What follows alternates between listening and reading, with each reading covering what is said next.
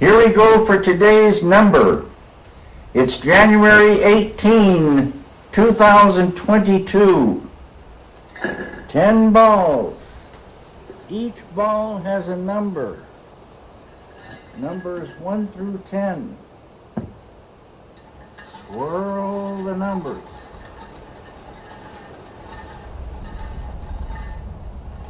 Pick a number.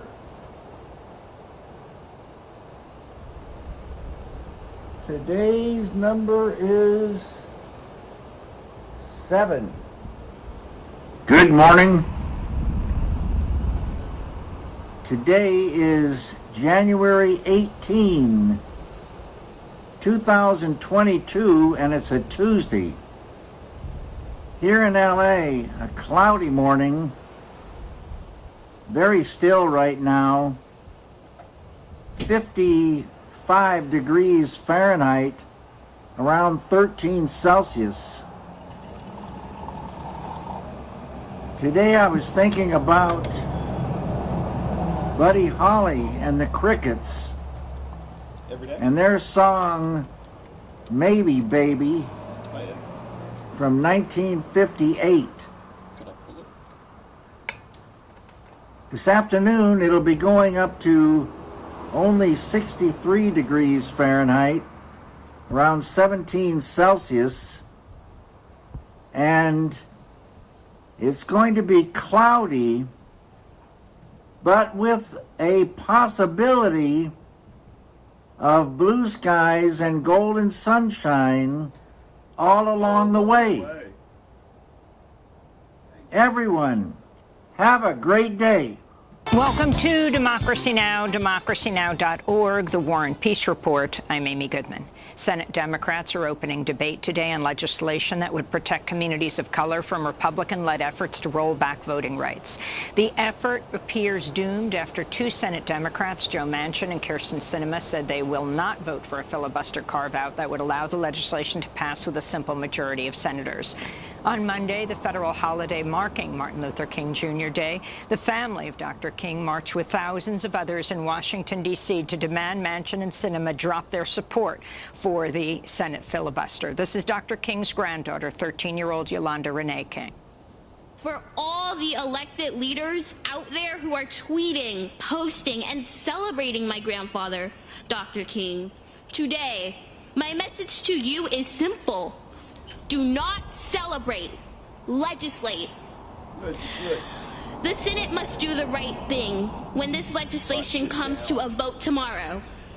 Senator Sinema, Senator Manchin, our future hinges on your decision, and history will remember what choice you made. This comes as Republicans are leading voter disenfranchisement efforts nationwide, with GOP-led state legislatures passing more than 30 laws restricting ballot access and introducing at least 400 more. After headlines, we'll have more on the struggle for voting rights with Bishop William Barber, co-chair of the Poor People's Campaign. U.S. COVID-19 hospitalizations have soared to a new record high, with over 150,000 patients. Nearly 2,000 U.S. residents are dying of the disease each day, the vast majority unvaccinated, and the number of confirmed daily infections averaging about 800,000, down only slightly from last week's record toll. Among the latest high-profile people to test positive are two members of the Joint Chiefs of Staff, including top military leader General Mark Milley. On Friday, the Centers for Disease Control updated its guidance to recommend medical-grade masks over cloth masks, saying well-fitting N95 respirator masks offer the best protection. China says members of the general public will not be allowed to buy tickets to the Beijing Winter Olympics next month after Beijing reported its first locally transmitted case of Omicron variant over the weekend. The single infection in a 26-year-old woman who visited high-end shops in Beijing is challenging China's zero COVID strategy less than 3 weeks from the start of the Olympic Games. The government of Greece on Monday ordered a COVID-19 vaccine mandate for people 60 years and older. Anyone flouting the mandate will face fines of more than $100 per month. In Serbia, top-ranked tennis player Novak Djokovic has arrived in Belgrade after he was deported from Australia Sunday for refusing to be vaccinated against COVID-19 and lying on his Australian travel declaration form. France's health ministry said Monday Djokovic won't be able to participate in the French Open tournament in May unless he completes his vaccines. In Texas, a rabbi and 3 congregants of a Jewish synagogue escaped without harm Saturday after an armed man took them hostage, prompting an 11-hour standoff that ended when police shot and killed the gunman. The assailant has been identified as Malik Faisal Akram, a British citizen who's believed to have arrived in the United States in late December. Akram reportedly bought his guns on the streets of Texas. His brother, who assisted police during the standoff from Britain, said Malik had suffered mental health issues for years. President Biden later called the violence an act of terror and promised to battle anti-Semitism. I wanted to make sure we got the word out to synagogues and places of worship that we're not going to tolerate this, that we have this capacity to deal with assault on particularly the anti-Semitism that has grown up. During hours of negotiation, Malik Faisal Akram repeatedly called for the release of the Pakistani neuroscientist Afia Siddiqui, who's serving an 86-year-old sentence in the United States. We'll have more on her case and the standoff at the Texas synagogue later in the broadcast. In the South Pacific, an underwater volcano erupted Saturday near the archipelago nation of Tonga, blanketing islands with volcanic ash, severing communication, sending people rushing to higher ground as a 4-foot tsunami crashed into Tonga's capital. At least 3 people are dead, but the toll is expected to rise sharply amidst early reports that Tonga's small outer islands suffered catastrophic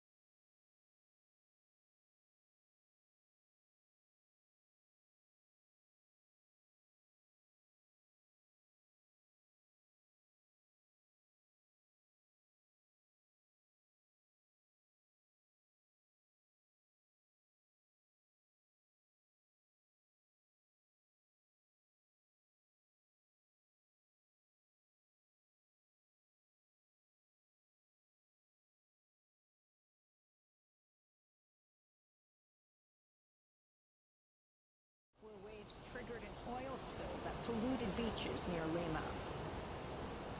In Sudan, security forces shot dead at least 7 protesters in the capital Khartoum Monday as mobilizations demanding civilian rule continue. Over 70 protesters have been killed since October 25th, when Sudan's military took control of the government in a coup. A Palestinian family threatened with eviction by Israel is threatening to burn down their home in East Jerusalem rather than be displaced from land where they've lived since before Israel occupied the area in 1967. On Monday, scores of Israeli police and riot gear surrounded the home of the Saleh family in the East Jerusalem neighborhood of Sheikh Jarrah, seeking to demolish the home and clear the site to build a school. Palestinians say it's the latest in a series of evictions aimed at expropriating land for Israeli settlers in violation of international law. Resident Mahmoud Saleh stood on the roof of his home clutching a bottle of gasoline surrounded by gas canisters. I will burn the house and everything in it. I will not leave here, from here to the grave, because there's no life, no dignity. I've been in court battles with them for 25 years. They sent me settlers who offered to buy the house, and I did not agree. After a tense standoff, an Israeli official agreed to postpone the eviction and will allow the Saleh family to remain in their home for now. The Kashmir Press Club, the largest independent media body in the Himalayan region, has been shut down after police and pro-Indian government journalists raided its office over the weekend and took over operations. Press freedom groups are condemning the move as an illegal attack on Kashmiri independent journalists who are often harassed and arrested for their work. The Kashmir Press Club opened in 2018, and at least 300 journalists were members. In El Salvador, people took to the streets of San Salvador Sunday to mark the 30th anniversary of the signing of the peace accords that ended the Salvadoran U.S.-backed war in 1992. Protesters demanded justice for the tens of thousands who were killed and disappeared during the conflict. People also condemned recent news that the phones of dozens of Salvadoran journalists and human rights defenders were hacked with the Israeli NSO group's Pegasus spyware. Among them were at least 22 journalists with the independent news outlet El Faro, which has led a number of investigations into the government of President Nayib Bukele. This is one of the protesters in San Salvador. The president needs to know we are aware that we are being spied on, both journalists and the civil society. But we won't be silenced. We will always denounce all the abuses that happen in this country. North Korea says it's carried out its fourth weapons test this month, launching a pair of tactical guided missiles Monday. State media reported the missiles precisely hit an island target, showing the accuracy of North Korean weaponry. Earlier this month, North Korea tested a new hypersonic missile, triggering a launch alert from the North American Aerospace Defense Council, or NORAD, that briefly grounded flights on the West Coast in the United States. In New Jersey, fire officials say a massive chemical blaze at a chlorine manufacturing plant in Passaic could have turned into one of the most catastrophic chemical disasters in the region if firefighters hadn't quickly responded.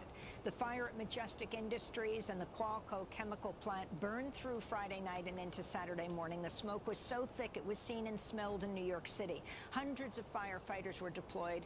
One of them was injured. And the wealth of the world's richest 10 men doubled since the start of the pandemic, even as 160 million more people were pushed into poverty. That's the conclusion of an Oxfam report, Inequality Kills, released as the World Economic Forum kicked off its annual meeting, virtually due to the pandemic. The report found global inequality, quote, is contributing to the death of at least 21,000 people each day, unquote, or one person every 4 seconds, even as the combined wealth of Elon Musk, Jeff Bezos, and 8 other men grew by $1.2 billion a day. On Monday, United Nations Secretary General Antonio Guterres echoed Oxfam's warning on global inequality. The last 2 years have demonstrated a simple but brutal truth. If you leave anyone behind, in the end, we leave everyone behind. If we fail to vaccinate every person, we give rise to new variants that spread across borders and bring daily life and economies to a grinding halt. And if we fail to provide debt relief and financing to developing countries, we create a lopsided recovery that can send an interconnected global economy into a tailspin. And those are some of the headlines. This is Democracy Now!, democracynow.org, the War and Peace Report.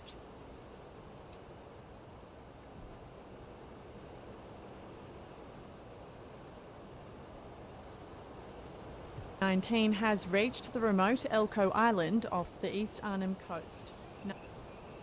COVID-19 has reached the remote Elcho Island off the East Arnhem coast. 19 cases were recorded in the Indigenous community of Galawinku, all of them currently isolating on the island. This is a very isolated part of the Northern Territory, so we have many people there with complex needs, and for this reason we will be moving to a 7-day lockdown. Yirrkala has also entered a 3-day lockdown after 2 new cases and COVID-19 detected in the wastewater. Authorities sending more resources to deal with the outbreak. In both communities, the lockdowns apply to everyone, vaccinated or not, with residents only allowed to leave their homes for 4 essential reasons. This is all very new to especially the remote settings. Watching it on news and watching what's happened all over the world, and sort of now like a reality of it happening in our own communities. There are now 39 patients in NT hospitals with COVID-19. 25 people are receiving acute care. 1 is in intensive care in Alice Springs. 284 cases were recorded until 8 p.m. last night. bringing the total number of active infections to almost 4,000. More than half of the active cases are in the Greater Darwin area. There were 7 new cases in the remote Central Australian community Yuendumu and 6 cases in nearby Yuelamu, bringing that cluster to 72 active infections. Lockout orders remain in place for Yuendumu, Yuelamu, Alice Springs and Amungana until Sunday, with new cases recorded in high-risk outbreaks at town camps, the correctional facility, an aged care home and a renal hostel for dialysis patients. The government says it will send COVID-19 positive patients to the top end when needed to relieve stress on the Alice Springs Hospital and the Todd facility. We know people from Central Australia would ideally prefer to stay in Alice Springs and a bit closer to their country and to their connections, but in some instances we may need to move people up to Howard Springs to the Centre for National Resilience. Health authorities say cases in the Territory are predominantly the Omicron variant, and the slight drop in today's numbers offers the chance to review plans for living with COVID-19. COVID care or COVID in the home that can be done safely in urban centres, regional and also in remote locations. The government says lockdowns and lockouts won't eliminate the virus, but will hopefully slow the spread. Saskia Mabin, ABC News, Alice Springs. Now, oil prices are up today morning with Brent crude futures at their highest in over 3 years. Investors are betting oil supply will remain tight and restrained output by major producers with global demand unperturbed by the Omicron coronavirus variant. Brent crude futures gained 0.5% to $86.48 a barrel, while US West Texas Intermediate crude was up 0.7%, that is at $84.44 a barrel. Frantic oil buying has pushed some crude grades to multi-year highs, suggesting that the rally in Brent crude futures could be sustained a little while longer. The Organization of the Petroleum Exporting Countries, OPEC, and its allies, OPEC Plus, are gradually relaxing the output cuts implemented when demand collapsed in 2020. But many of the smaller producers can't raise supply, and others have been wary of pumping too much oil in case of renewed COVID-19 setbacks. Worries of Russian attack on neighboring Ukraine that could disrupt the energy supply also lend support to the prices, and the US government has held talks with several international energy companies on contingency plans for supplying natural gas to Europe if conflict between Russia and Ukraine disrupts the Russian supplies.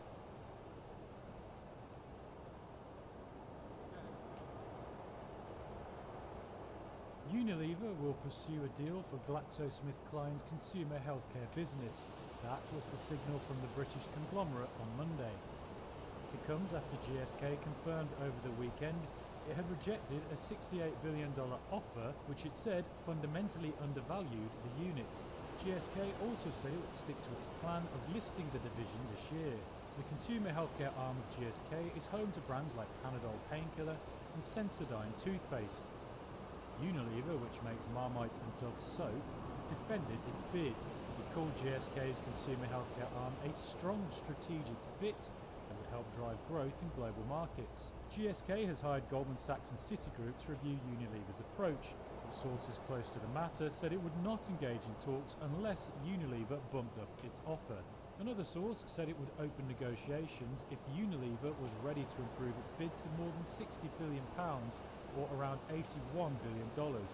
GSK shares jumped 5% in early trade to their highest level since May 2020, before scaling back. Unilever shares were down almost 8% by mid-afternoon UK time on Monday. Now staying on with India, India will dispatch an infantry battalion for the United Nations peacekeeping operations in the oil-rich Abyei region in Africa. Now it's an area which straddles northern and southern Sudan and is hotly contested by both. The Indian infantry group with around 570 soldiers will be deployed under the UN Interim Security Force for Abyei. It is tasked with monitoring the volatile border between North and South Sudan. India will dispatch an infantry battalion for the United Nations peacekeeping operations in the oil-rich Abyei region in Africa. Now it's an area which straddles northern and southern Sudan and is hotly contested by both. The Indian infantry group with around 570 soldiers will be deployed under the UN Interim Security Force for Abyei. It is tasked with monitoring the volatile border between North and South Sudan and also facilitating humanitarian aid. The group is also authorized to use force in protecting civilians and humanitarian workers in the region. The Indian Army is the world's third largest troop contributor to peacekeeping operations after Bangladesh and Nepal. It has 5,300 soldiers currently deployed in 8 of the 12 ongoing UN missions around the globe. Now, the 1.3 million strong Indian Army has contributed over 250,000 troops in 51 of the 71 UN missions since the first one in Korea in 1953. Now, the deployments have ranged from Somalia, Yemen, Sudan, Congo, Lebanon and Rwanda. But this has so far not yielded any results in India's efforts to get a permanent seat with veto powers in the United Nations Security Council. Now, a senior Indian official said that India will continue to push for UNSC reforms. The UN deployments not only provide all Indian soldiers to get international exposure, it is also a much-needed break from being deployed at the borders with Pakistan and China. The UN deployment also earns goodwill for India, especially in places like Africa, where China has already made strategic inroads into the continent. Like many of his fellow veterans, Hobart's Joshua Ware has invisible wounds from his experiences on the front line. He now lives with post-traumatic stress disorder. I've seen a fair bit of stuff. I have friends that have seen a lot worse than me and have suffered great amounts of trauma themselves. Joshua joined the army when he was 17 years old, serving in Iraq and Bougainville. He joined the RSL while still a soldier, but became an active member when he left, saying it helped him to fit back into civilian life. I don't struggle as much anymore, but in the first couple of years I sure did. But just being around like-minded people, as you mentioned, and talking about things who have been through the same experiences, that is one of the best therapy I've found. For veterans like Joshua, the RSL has been a lifeline, but dwindling membership has forced their closure in places like Glenorchy and Huonville. It's left veterans in regional areas concerned for their club's future. It's hard enough the way it is without it going any worse, which it might do over the years. Well, it's got to if we don't get new members. Every club's the same. The fact that we don't have a working mine here at the moment means that our membership is considerably older than it has been in the past. RSL services are now more important than ever. Veteran suicide is 3 times the national average, and events like the Taliban takeover in Afghanistan has been triggering for some veterans. Akin to Vietnam, there was no clear ending. There was no winner or loser. It was just a complete loss for humanity, really. The RSL recognises it needs to diversify to stay relevant. While veteran welfare has always been a big focus, the organisation is going a step further and implementing coordinated wellbeing services. It's almost like a cradle-to-grave type scenario where once they come into the system, they will be in the system. Ensuring veterans receive the same level of care regardless of which city or town they live in. No matter of just once you get a pension, thanks for coming, see you later. We actually want to be a part of their lives to make sure that they're always supported. The new Advocacy, Welfare and Wellbeing Committee will be rolled out in the coming months and will also address veteran homelessness in Tasmania. The welfare or wellness is something that is what they were set up for originally. So the more we can do to support that and better engage with organisations that can support that for veterans, the better. Steps they hope will ensure RSLs continue to flourish in the future. Liz Gwynn, ABC News.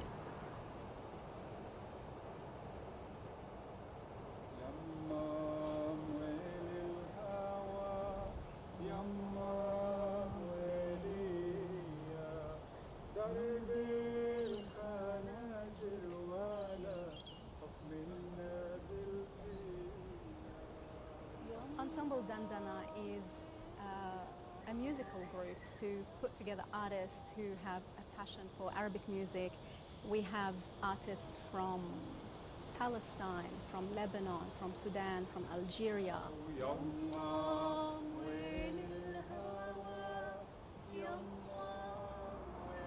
Dandana had just begun rehearsing for one of the group's most high-profile performances at the annual Sydney Festival. We were really looking forward to it. We hadn't performed throughout 2020 with all the cancellations, the postponements. I can't describe to you how excited we were. Instead, Dandana became the first group to withdraw after learning the Israeli government was sponsoring another act. It was a very emotional moment. Everybody put their instruments down. We come from backgrounds that know what it means to be under occupation. We knew that we wouldn't go ahead the minute we saw this information.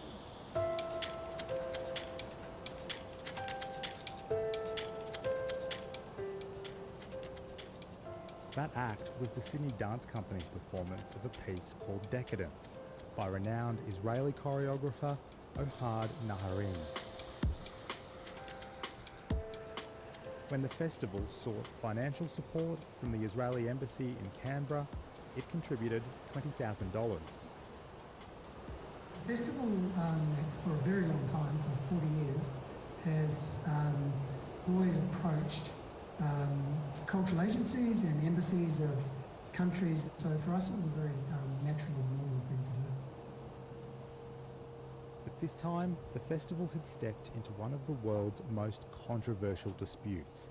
Since 1967, Israel has occupied Palestinian East Jerusalem and the rest of the West Bank. Hundreds of thousands of Israeli settlers have now moved in, an occupation much of the international community considers illegal. Palestinians and their supporters call for boycotts, divestments and sanctions against Israel, a campaign known as BDS. The reason for the boycott ultimately is because Israel is an apartheid colony that has subjugated and violently ruled over the lives of Palestinians. We, of course, think that they're wrong. Israel is the only democracy in the Middle East. It's pro-art, pro-coexistence, pro-dialogue, but these people don't want dialogue. The embassy's sponsorship earned Israel the status of a star partner for the festival. Behind the scenes, some artists privately asked the festival to return the money before going public with a social media campaign. What we're protesting is the state of Israel being allowed to use cultural institutions, events and partnerships of this kind to whitewash its human rights abuses and its ongoing occupation and colonization of Palestinians. They hate Israel. They want to see the destruction of Israel. They want to see chaos. They will not succeed, like I can assure you. At least 35 acts have withdrawn since the boycott campaign began, more than a quarter of the festival. Among them, comedian Tom Ballard, who said standing up for human rights was more important than the festival. Fellow comedian Judith Lucy said she was unable to support the festival.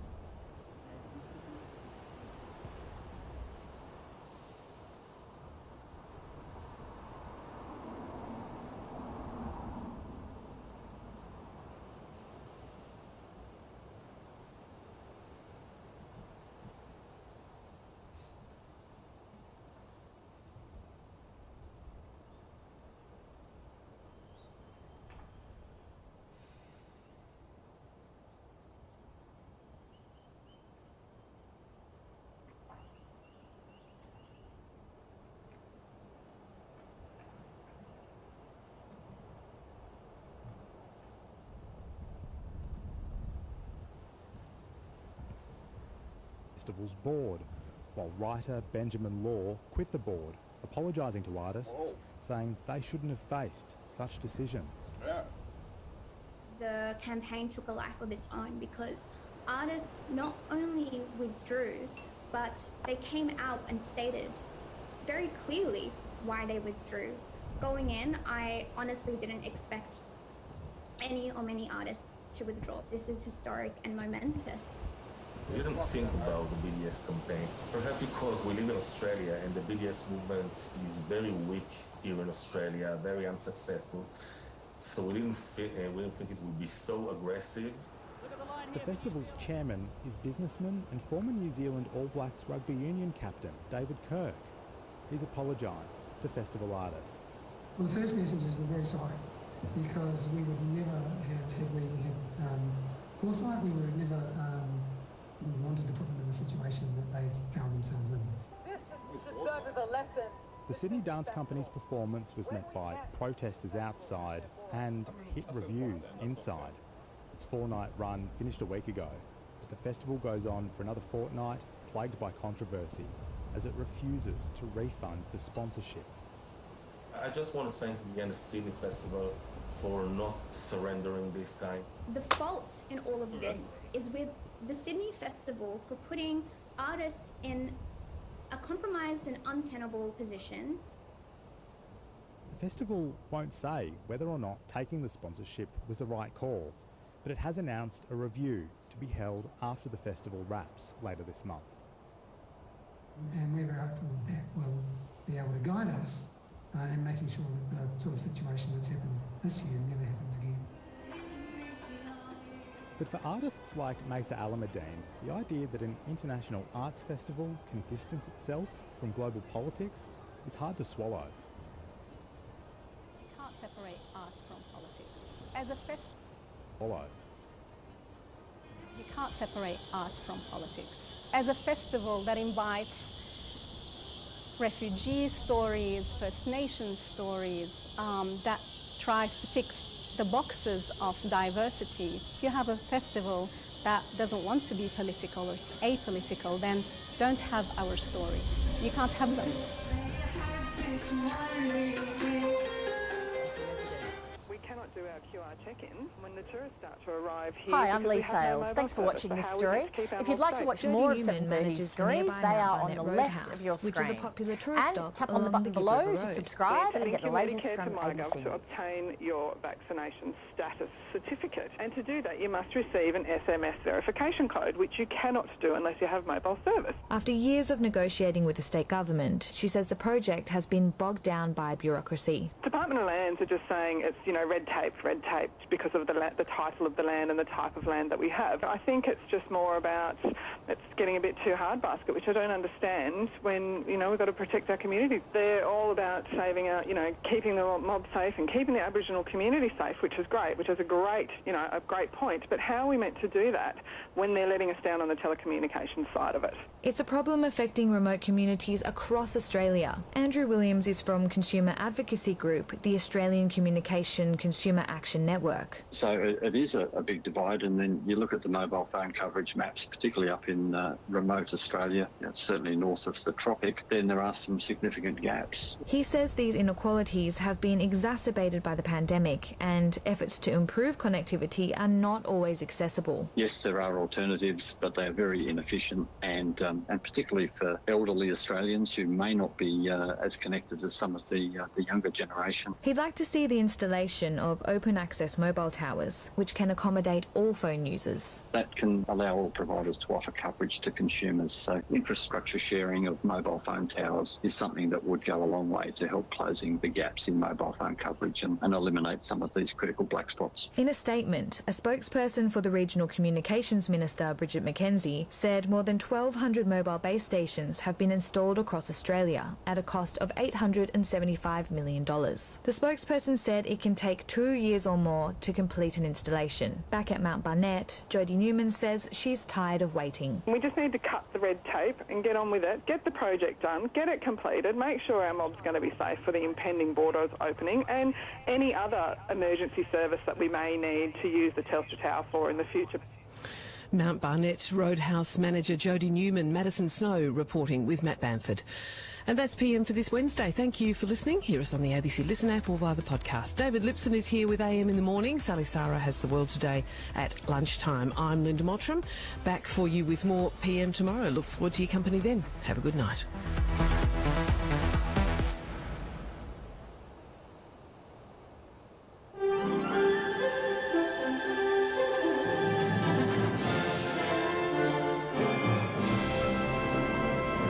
ABC News, I'm Clive Hunter. A tight-knit community on the Queensland-New South Wales border is in mourning after the alleged murder of local schoolgirl Charlize Mutton. Tara Cassidy reports. 9-year-old Charlize Mutton was on a family holiday with her mother and mother's partner at the Blue Mountains in New South Wales when she disappeared last Thursday. An extensive search ended after officers located a young girl's body in a barrel near the Colo River on Tuesday night. Her mother's partner, Justin Stein, was arrested and charged with murder and appeared in a Sydney court this morning. A spokesperson for the Tweed Heads Public School, where Charlize attended, says the community's been left devastated by the death of a much-loved student, with floral tributes already growing outside the school's fence. A candlelight vigil will take place outside the school tonight. Nurses have protested outside Sydney's Westmead Hospital over staff shortages and working conditions as the Omicron wave continues to put pressure on the health system.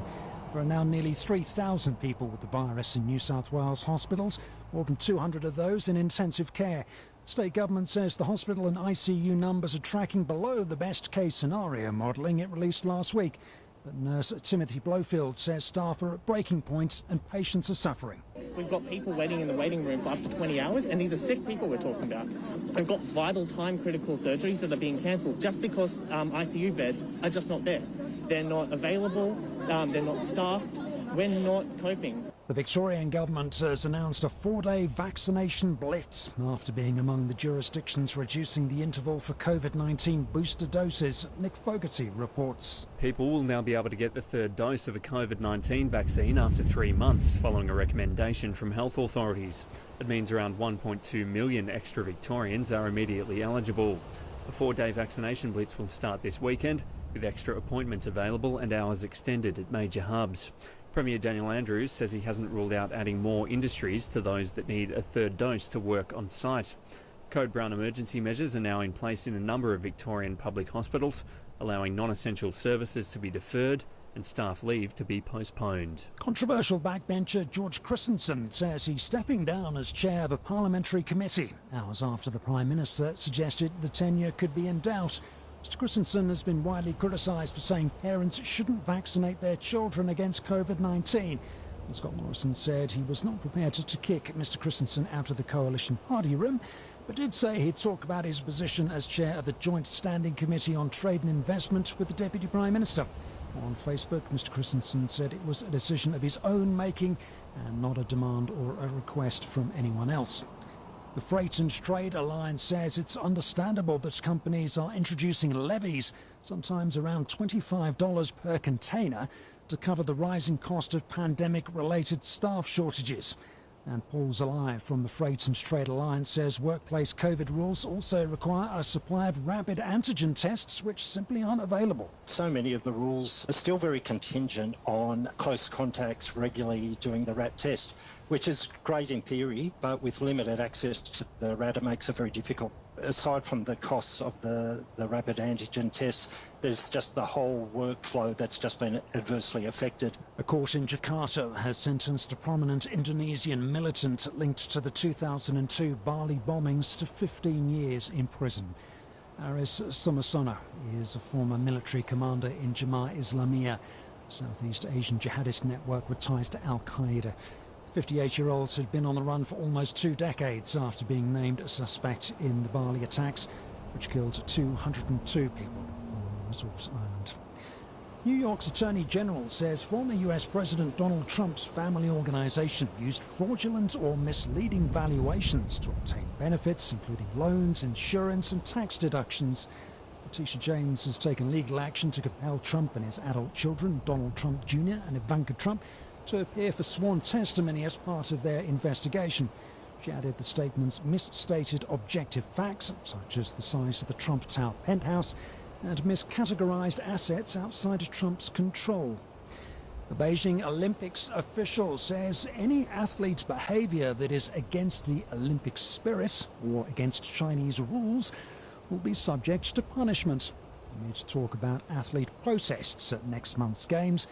The official said punishments could include cancellation of athlete accreditation. ABC News. You're listening to ABC News Radio.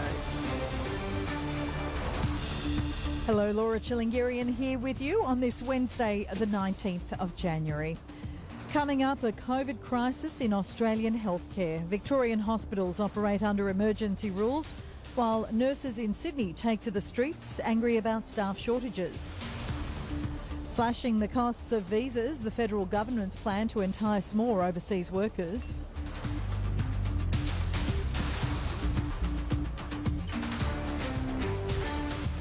And Boris Johnson under increasing pressure to resign over a drinks party scandal at Downing Street during lockdown. Well, today the emergency code brown alert came into effect for multiple hospitals across Victoria in response to rising COVID-19 hospitalisations. All metropolitan hospitals and 6 regional ones are affected. The declaration of a code brown is a rare event.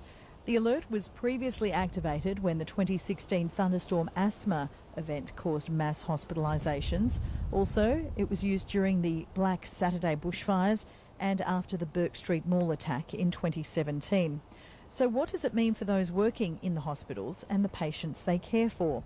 Dr Megan Bello is the president of the Rural Doctors Association and a rural GP and anaesthetist working in regional Victoria. A code brown basically recognises the critical situation that Victoria is in with the COVID capacity of admitting patients to the hospitals and being able to deal with those that are more unwell. Basically, it gives the government and the Department of Health more power to stop people going on their annual leave and allowing them to come back to work earlier so that there are more clinicians and healthcare professionals to treat those with COVID-19 and everyone else that needs hospital treatment currently. So what will the experience be like for somebody presenting at one of Victoria's regional hospitals, one of the 6 that are under this code brown? Probably going to take you a lot longer to be seen in the hospital setting. If you're critically unwell, you'll definitely be seen too, but if you have a milder ailment, I'd expect a very lengthy wait, and we'd definitely be urging those people that aren't too unwell that may be able to see their GP or call nurse on call that they do that for advice before going to the emergency department. But basically it's going to take time, and that people may not be in hospital as long as they normally would before, that there's going to be a big push for smaller rural hospitals to maybe take transfers back of people that have been in a regional hospital sooner to have the rest of their care done at a smaller rural hospital. And what is happening today to actually put this in place? What changes are you seeing in the hospitals that you work with today? So we are definitely seeing an extension in time to get someone transferred out to either a regional or tertiary hospital to Melbourne. So our transportation times are taking a lot longer. We're having to hold on to patients a lot longer. We're also seeing that some of the smaller rural hospitals are now made into designated COVID hospitals, so being able to take those low acuity COVID positive patients as well, which also adds a new layer to, providing care into our smaller rural hospitals as well. What effect is COVID having on Victoria's regional hospitals? What are you seeing in the regions? Well, we're definitely seeing a surge in COVID positive patients across the board. We're definitely, rural Victoria is now definitely in the thick of it, and we're seeing patients, a lot more positive patients. And of course there are going to be a small cohort that will require hospitalisation. So we're definitely seeing that in the regions, and now that is now pushing out onto our smaller rural hospitals as well. And in conjunction to that, we're also requiring rural GPs to take on the care of COVID positive patients as well.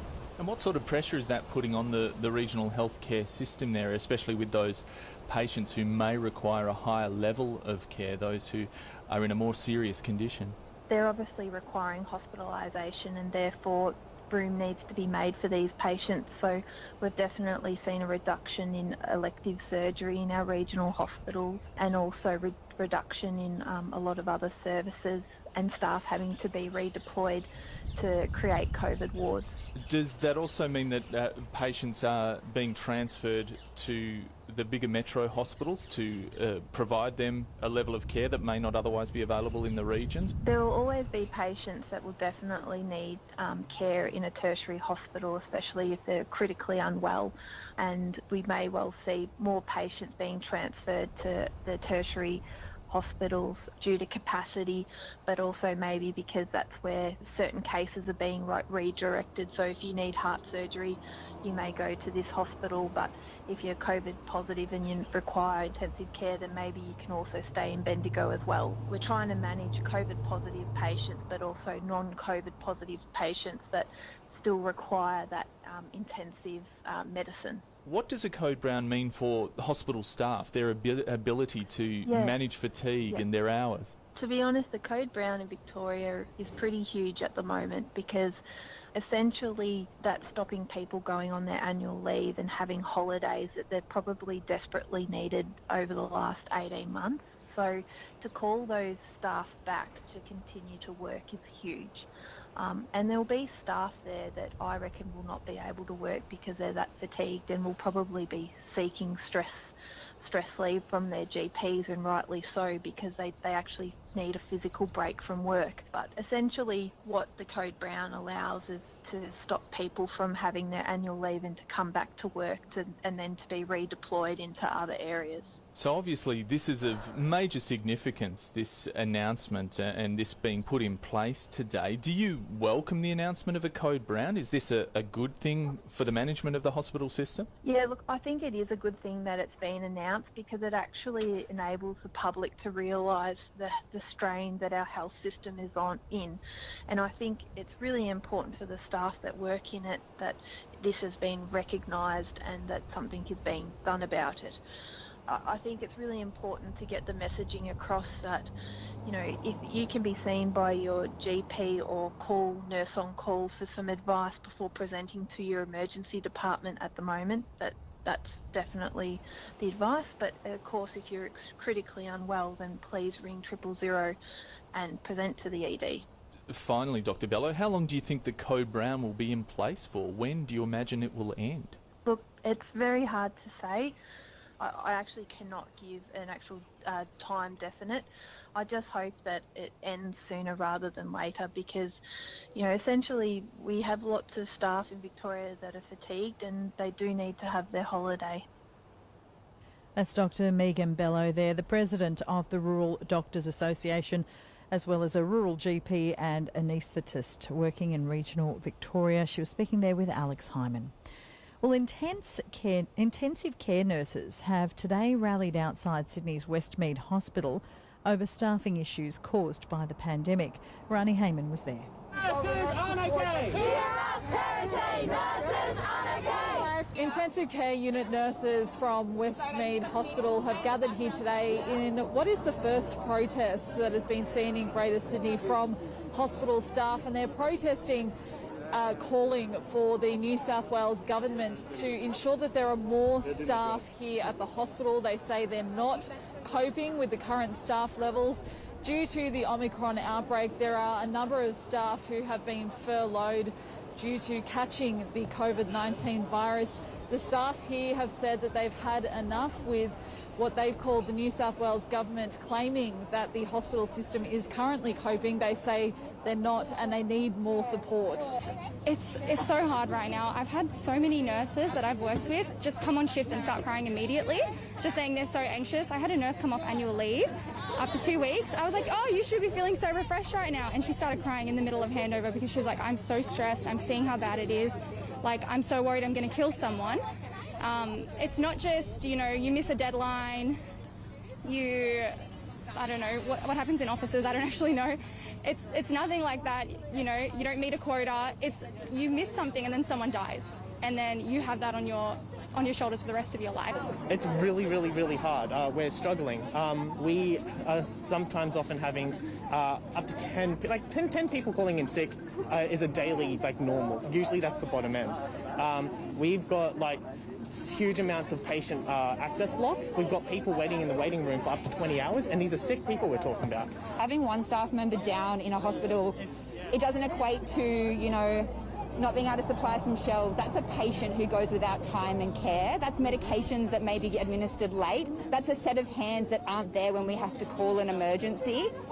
We also are suffering as well. We've got family members and people at home who are sick. So coming into the hospital not knowing if you're taking it home, and we have no safety measures in place. We don't have rapid antigen tests provided to us.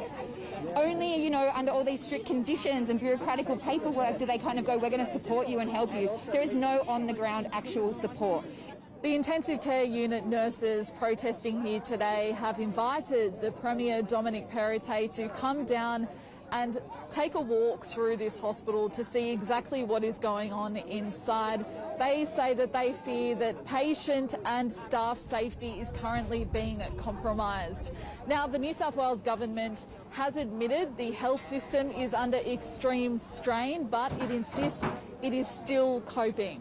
It's been a difficult time for our state, but our health workers, our paramedics, our doctors, our nurses, our OOO call operators, our cleaners in our health system, every single person is doing an inspirational and amazing job in keeping people safe during this pandemic. As we've heard from these intensive care unit nurses, they feel that they have had no choice but to come out and protest today, calling for the government to do more to address the significant crisis that they say they're facing inside this hospital and inside hospitals across New South Wales. Rani Hayman reporting there outside Sydney's Westmead Hospital.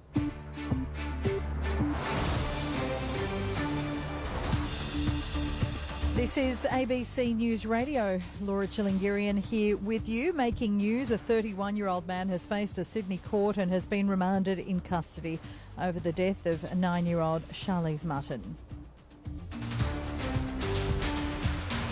Victorians will have extra opportunities to get a COVID-19 vaccine this weekend as part of a 4-day blitz, with the interval for booster doses reduced.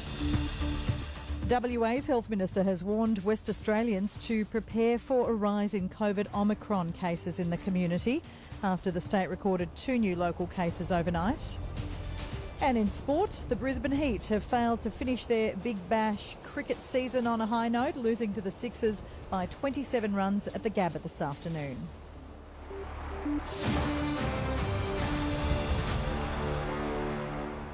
Well, in a bid to alleviate worker shortages in the agriculture and hospitality sectors, the federal government has today announced backpackers will have their visa application fees rebated if they enter the country in the next 12 weeks. The food supply chain has been under immense pressure over the past 2 years since the government closed Australia's border to international travellers due to COVID-19, leaving fruit and vegetables to rot as farmers struggle to find workers to harvest them. Prime Minister Scott Morrison addressed the media earlier today. We will be rebating the visa application fees from all those who arrive today for backpackers. And there are some 23,500 backpackers who have visas to come to Australia right now. And my message to them is, come on down.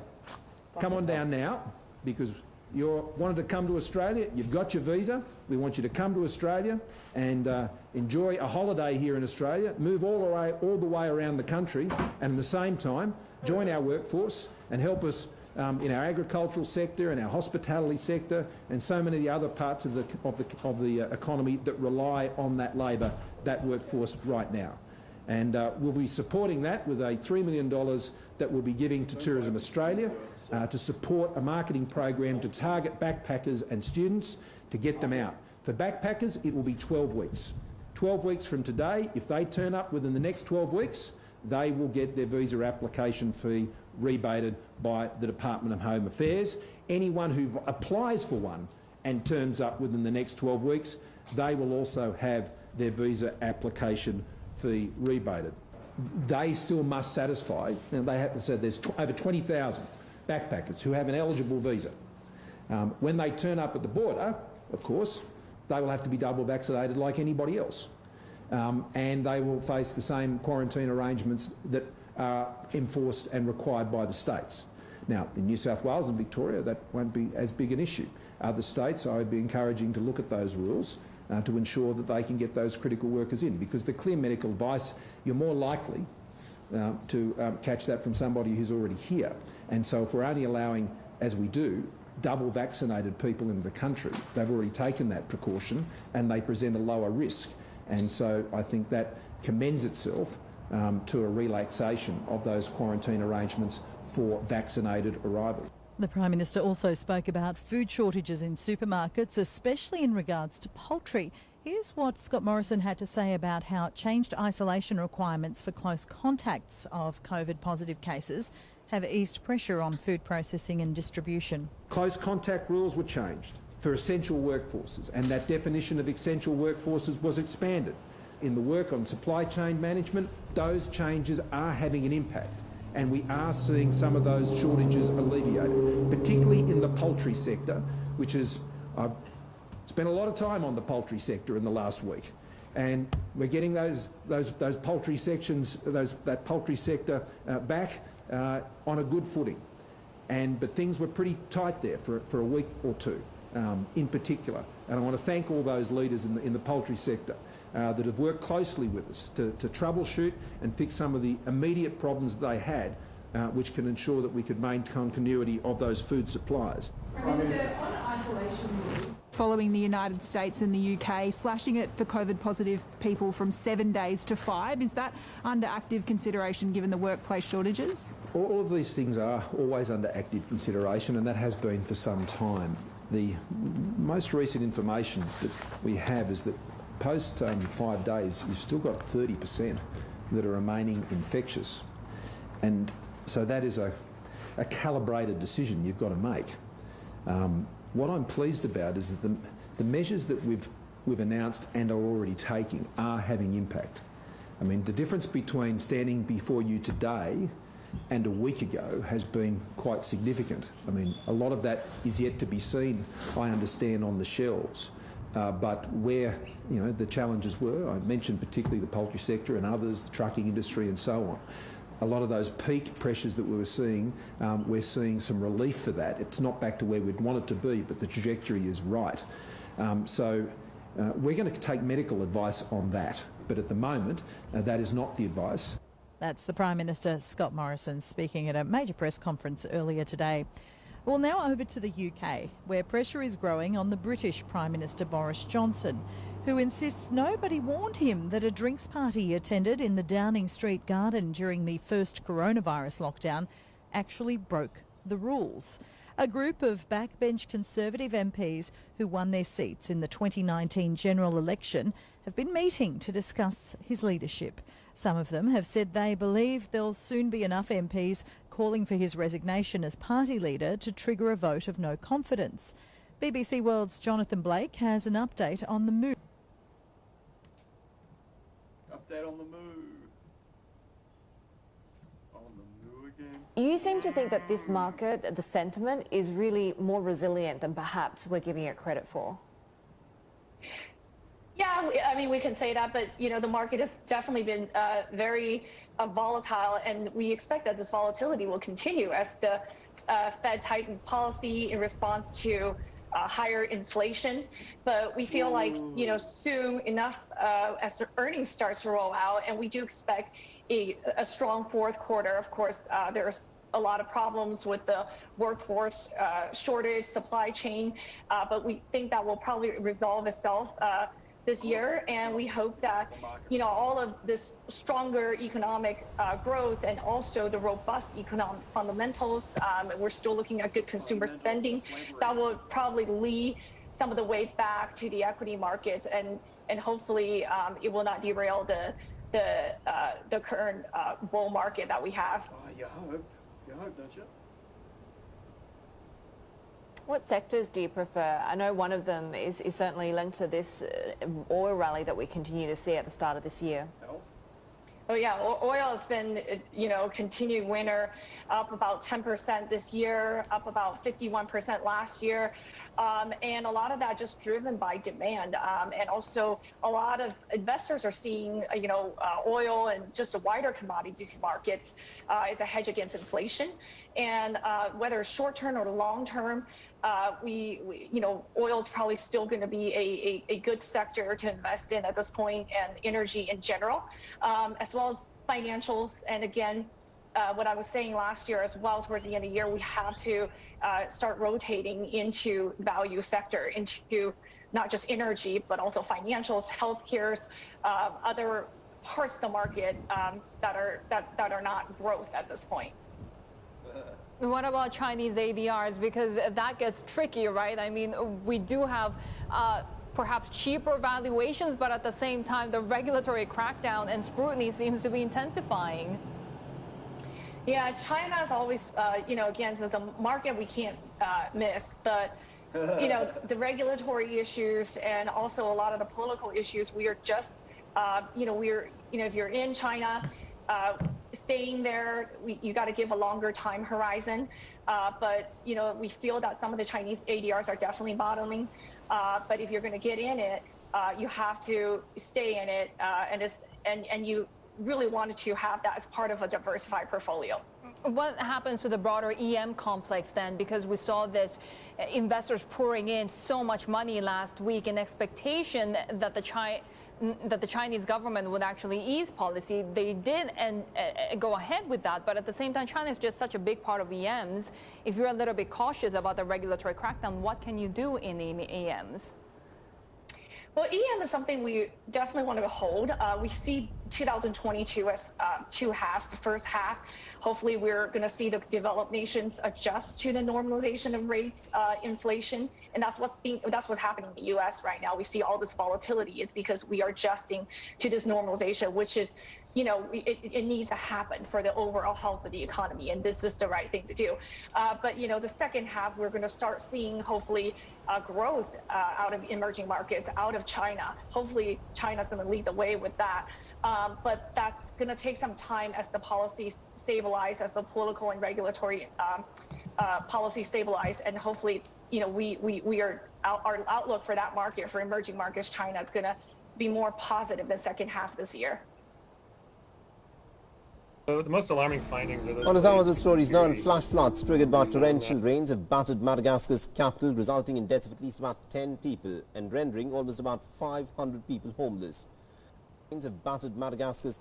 On some of the stories now, and flash floods triggered by torrential rains have battered Madagascar's capital, resulting in deaths of at least about 10 people and rendering almost about 500 people homeless. According to Madagascar's National Disaster Agency, the heavy rains struck the capital during the night of the 17th of January that recorded almost about 75 millimeters of rain in a span of less than 24 hours. And as we speak, at least about 20 districts around the capital of almost about 1.3 million people are on a red alert for heavy flooding.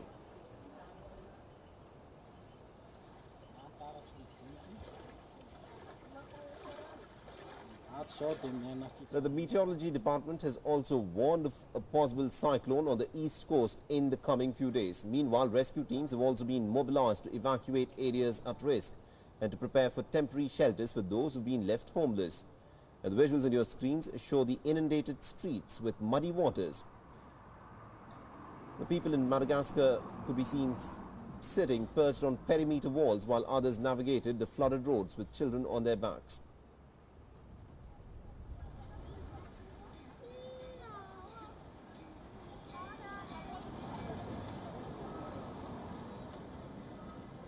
Meanwhile, authorities have issued a warning emphasizing on how the worst is actually yet to come in the next 24 hours. According to forecasts, the Indian Ocean island will also be hit by a pretty heavy rainfall in the coming days. In recent months, global warming has increased the risk of flooding and tropical storms, with the atmosphere retaining more water leading to change in rainfall patterns. Meanwhile, the southern parts of Madagascar are also reeling from the worst drought in over 4 decades.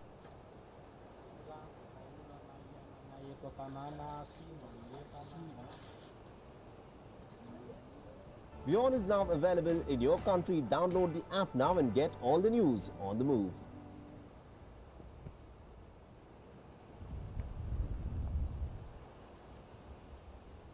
Good afternoon, everyone. Well, Wednesday's behind us, and it was an ugly performance, in fact, from the Aussie share market. The worst of the week, the ASX 200 down 76 points or 1%.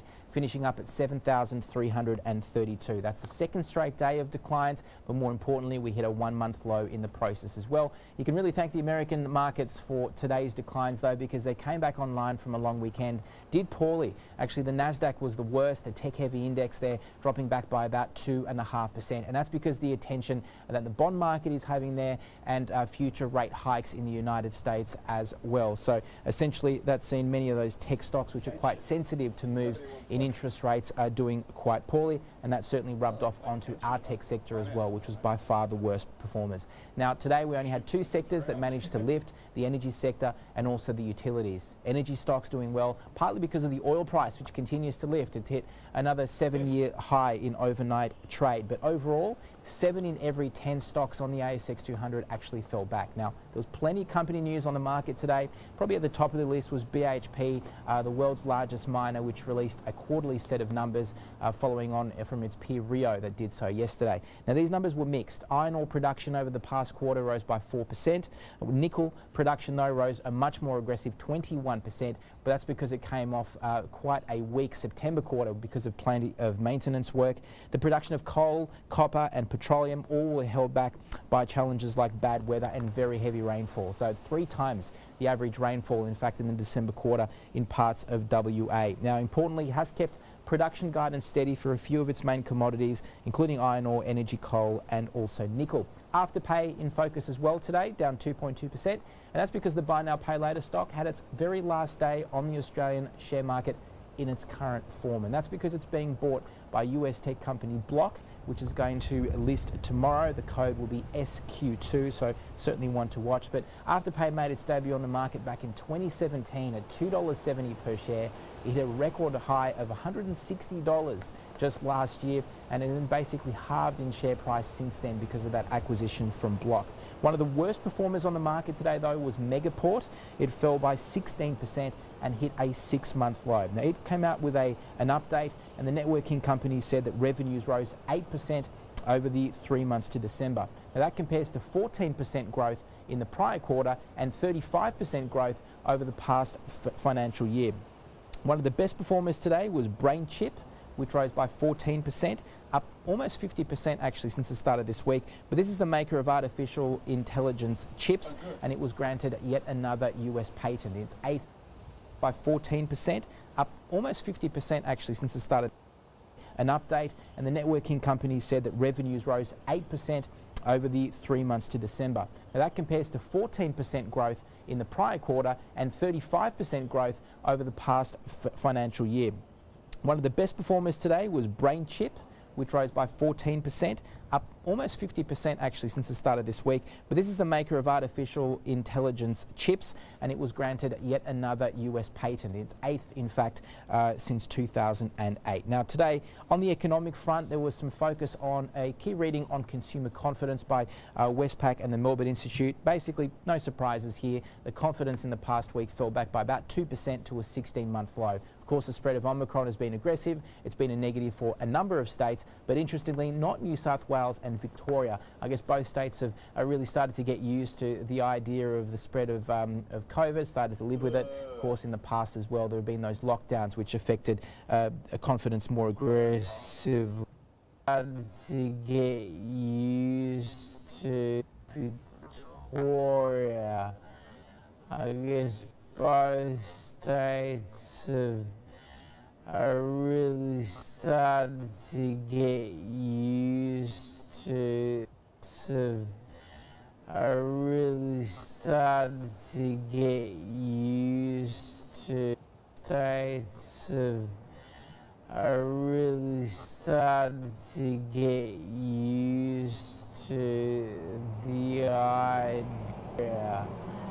I guess both states are really started to get used to the idea of the spread of COVID, started to live with it. Of course, in the past as well, there have been those lockdowns which affected expected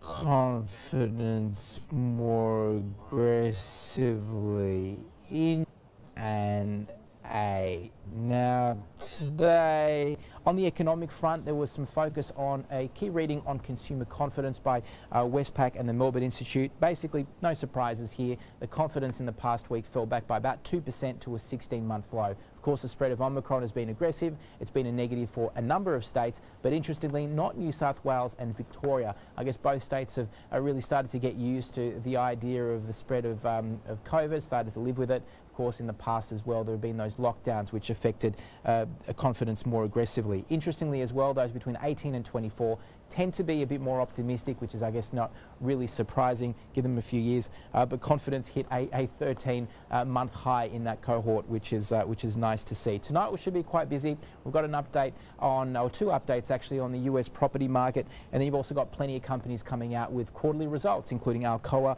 United Airlines, Bank of America, United Health, and Morgan Stanley. Now, tomorrow is going to be a massive day for markets. There's a lot going on. On the economic front, the highlight without a doubt will be an update on employment. So we're going to find out the unemployment rate tomorrow. That will be an interesting one.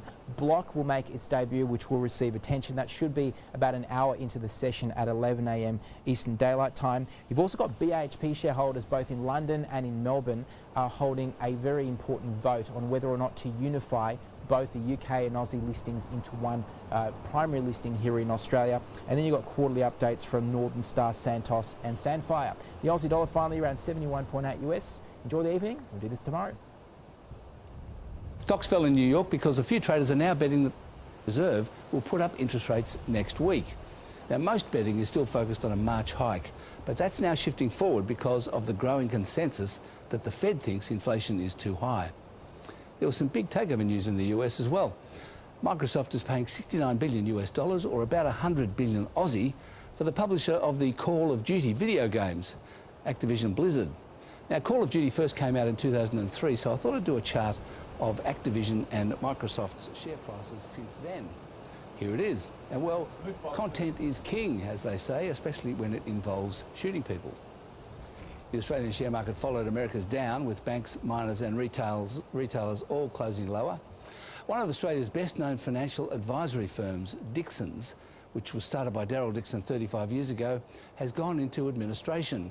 It's now owned by E&P Financial Group, which pulled the pin today, mainly because the firm is under siege from multiple class actions by disgruntled clients.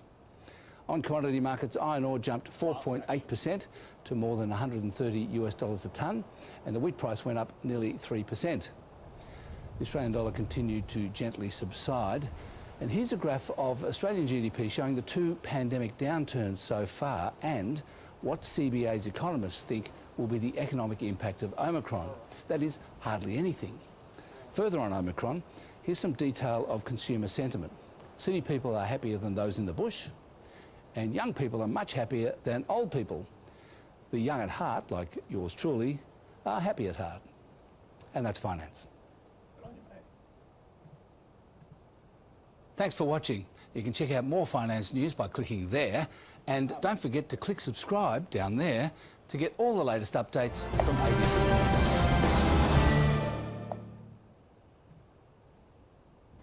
Hello, thanks for tuning into Kalkine TV. I'm James and this is the Hot Performers, a show where we take a look at stocks and sectors that could be heating up.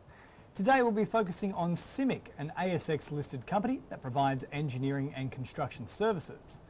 CIMIC Group recently announced that the new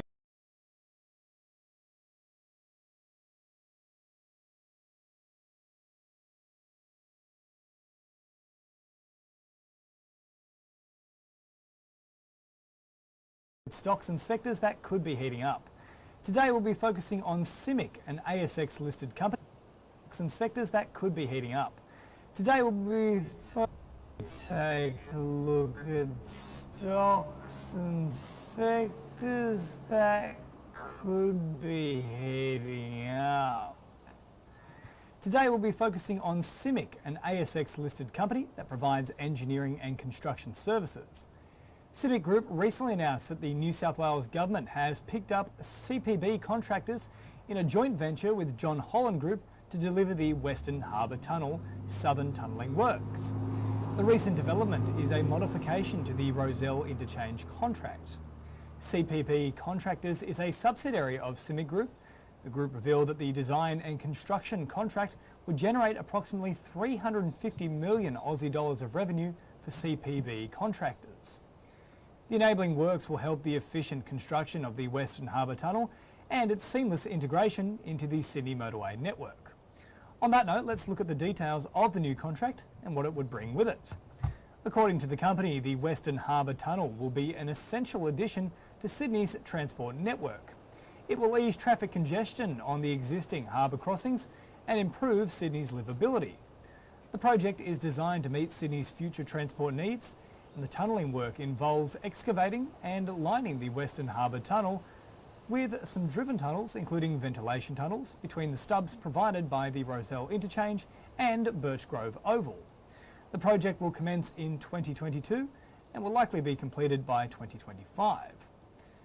Commenting on the developments, CBP Contractors Managing Director Jason Spears said that the company intends to deliver the works while minimising any disruptions to the community.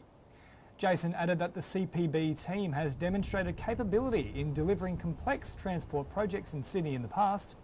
The Executive Chairman and Chief Executive Officer of CIMIC Group, Juan Santamaria, stated that the Western Harbour Tunnel will be an essential addition to Sydney's transport network moving forward.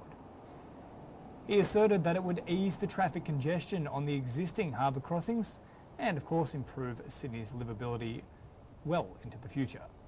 The group has also been selected for a $100 million contract to assist with the port debottlenecking project at Nelson Point, Port Hedland in Western Australia. CIMIC will help deliver the project's structural, mechanical, piping, electrical and instrumentation package. And CIMIC was recently trading 0.86% down to trade at $17.17 during lunchtime trading. All right, well, that's all for now. Stay tuned to Kalkine TV for the latest market updates, business news and exclusive interviews. I'm James Preston, reporting for Kalkine. So the most alarming findings are those related to security. We found that the way that it transmits data is very insecure. So normally when you transmit sensitive data, you want to make sure, of course, that it's encrypted, which this app does. But there's another part to this too, which is that you want to make sure that it's being encrypted to the person to whom you want it to be encrypted to. And what we found is that this app doesn't actually ensure that. It's supposed to check something called an SSL certificate, and it doesn't do that check. So what can happen is you can end up connecting to a host that you didn't intend to, and this host can be intercepting all the data that you're transmitting using this app. So the kinds of data that you'd be transmitting using this app, personal information like passports, numbers, name, those sorts of personal details like that, but also medical information, so your vaccination status, test results. Part of the app is something called a health customs form, which you're required to fill out before you arrive in China, in order to enter the country. And this includes lots of personal information, lots of medical information. And then also to get around in China, you need to maintain something called the Green Health Code. That also requires you to transmit those same kinds of data. It's hard to recognize someone uninstall the app if they're required to use it in terms of the Olympics. But if you do have to use the app, there are some things you can do to ameliorate your risk, which is to use it on networks that you trust. So if you haven't left for China yet, your most trustworthy network is probably your home network. Of course, once you're traveling, you might be on hotel Wi-Fi, you might be on coffee shop Wi-Fi. Those networks aren't as trustworthy. It's something you can do, especially if you have a VPN that you know works in China. And that is on a network that you trust. You can use that VPN to give you protection even if you're traveling abroad.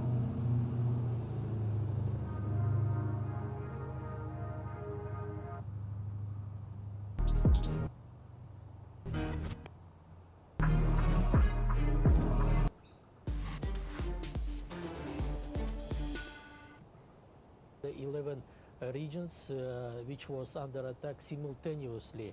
For sure, as I already mentioned it, we will share with the results in the investigation with the proofs that they belongs to the terrorist groups. But you maintain that those are foreign terrorists? I mean, there was mention of Islamist terrorists. According to all witnesses on the ground, this was actually not the case. They were not foreign terrorists. There might have been rioters, but this seems a way for Kazakhstan to garner some international support. No, as our citizens, my friends share with the evidences. Among these armed militants, there are some people who couldn't speak Kazakh or Russian languages. They speak some different Asian languages, and some of the attackers spoke Kazakh language with a big accent, which shows that they are not native speakers, and they learned the Kazakh. That's why we have this kind of evidences. They are the foreigners among the terrorists. Where is the former president, Nursultan Nazarbayev? He has not been seen in public since December 28, and there are a lot of rumors that he left the country, or that he might have died, or he might be in jail. Where is he?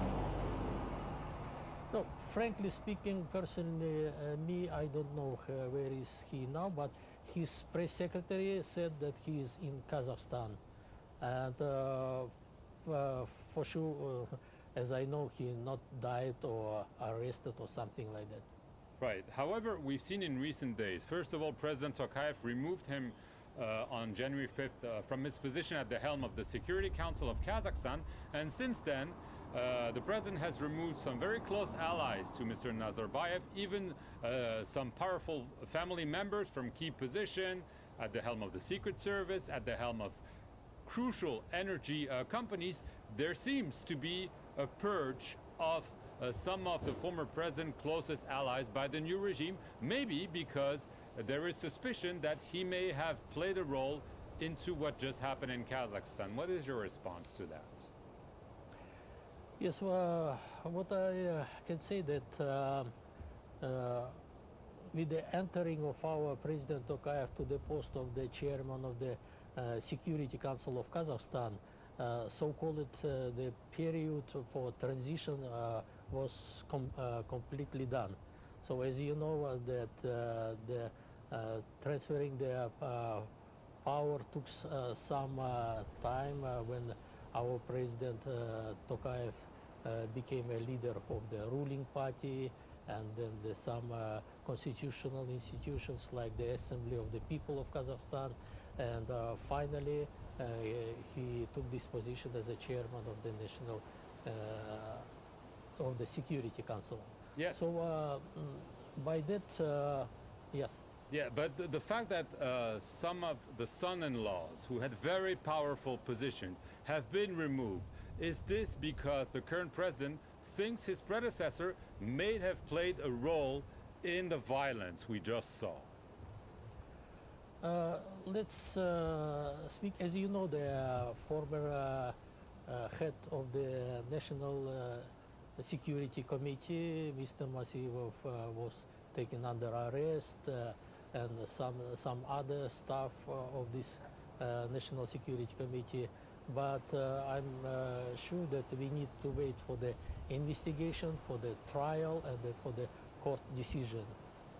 Then we can say that they were involved or not in all these violent sections. Right, but so you're not ruling out, and the fact that some of the son-in-laws of the president who held very powerful economic positions are being removed is a signal that the president thinks there is a problem in the way the country has been managed, and maybe that Mr. Nazarbayev, his family, his close circle, did play a role maybe in trying to destabilize him. So you mean the son-in-law, Mr. Kulibayev?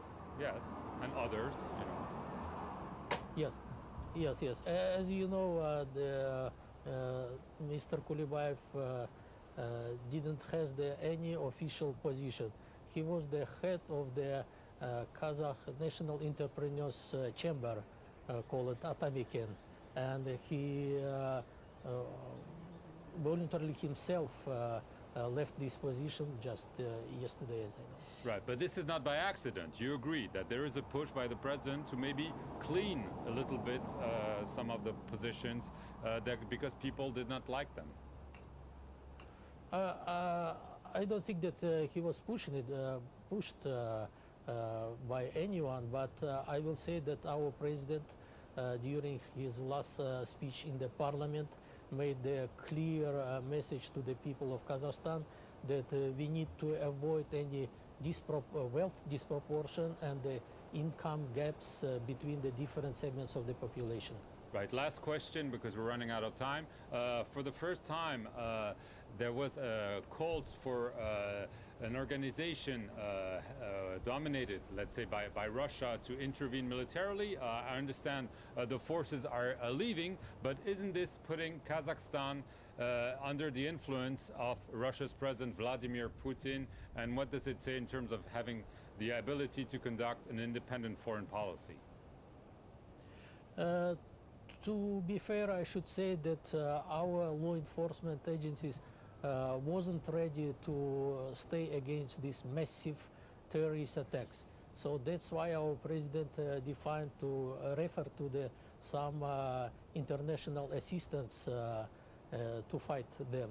But as we have only in the framework of CSTO the only legal base to have foreign peacekeepers in Kazakhstan.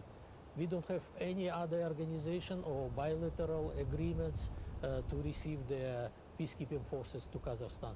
So that's why we are referring to the CSTO. So we received the peacekeepers from all 5 member states. It's Armenia, Belarus, Kyrgyzstan, Russia, Tajikistan. And as you know, the mandate of these peacekeepers was very strictly limited to provide the security for the strategic infrastructure objects, and which is allow us to take the law enforcement agency personnel and armed forces to fight against these terrorists. And as you know, they completed their mandate, and the peacekeepers nowadays live in Kazakhstan, starting from the 13th of January. And it takes about 10 days because due to the gradually transferring the security of these strategic objects to our Kazakh agencies. Thank you very much, Mr. Minister Mukhtar Tilerberdi, for appearing here on the France 24 interview. And thank you for watching it. Stay tuned for more news here.